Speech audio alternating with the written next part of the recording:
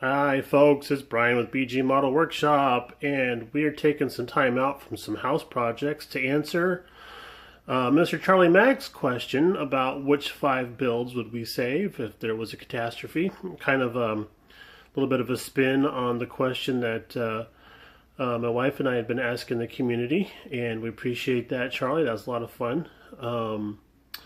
So the first 5 builds that I would grab would be, starting off with this little guy right here, our Opel GT. That was a collaboration between me and Mrs. BG. And of course I did all the building and painting, and she picked out the colors and the color scheme and how everything was set up. So it turned out pretty well. Really like that one a lot. And then this Jag here, this is the oldest build that we have. This is from when I was in high school. I built this for my dad for Father's Day because he had this actual car.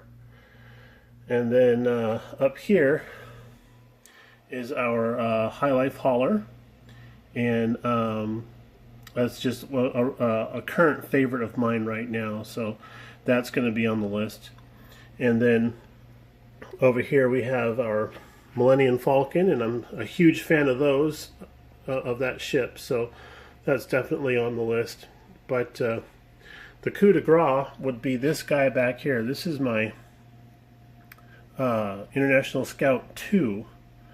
I built this many years ago, and I got it all mudded up, and it's got aftermarket wheels and tires and scratch made front bumper and pull bar and push bar, I should say, not pull bar. And just, a lot of fun making it dirty and beating up the body and stuff. And we don't have very good lighting here right now to show that off. But this is the old man of the bunch.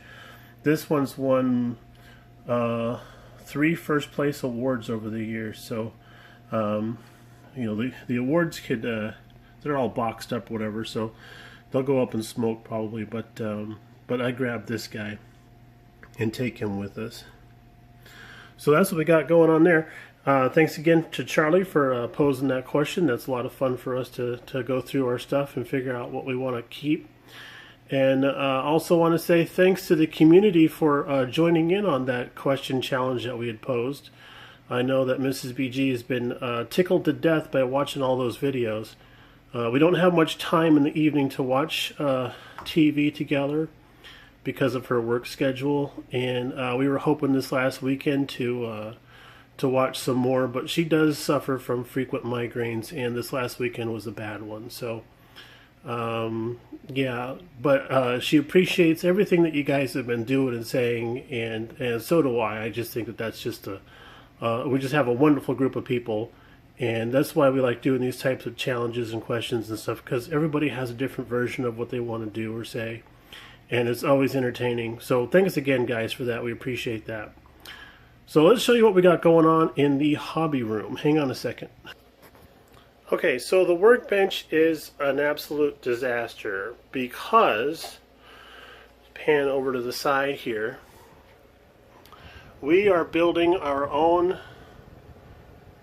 spray booth in the house because it is just too dirty, too dusty, too hot in the garage to get proper paint jobs. And now that we're using a really nice paint, we're going to do everything we can to make sure that it does its job. So we got a couple of the portable spray booths. This one here on the right side I got for Christmas last year, and you can tell I've been using it, but not to its fullest potential. And this one here was gifted to us by a member of the community who we're going to just say thank you very much to on camera, because we appreciate the hell out of that offer, and it's made a huge difference for us. So thanks again, buddy. I appreciate that. But what we're hoping to do is have this area here will be covered in a plexiglass lid that we can lift up, and then down below here in this slot, we're actually going to come up with a method that we can put our hands and arms through, so we can paint in here and not get any blowback. And we have an idea for that. We're going to experiment with that this weekend.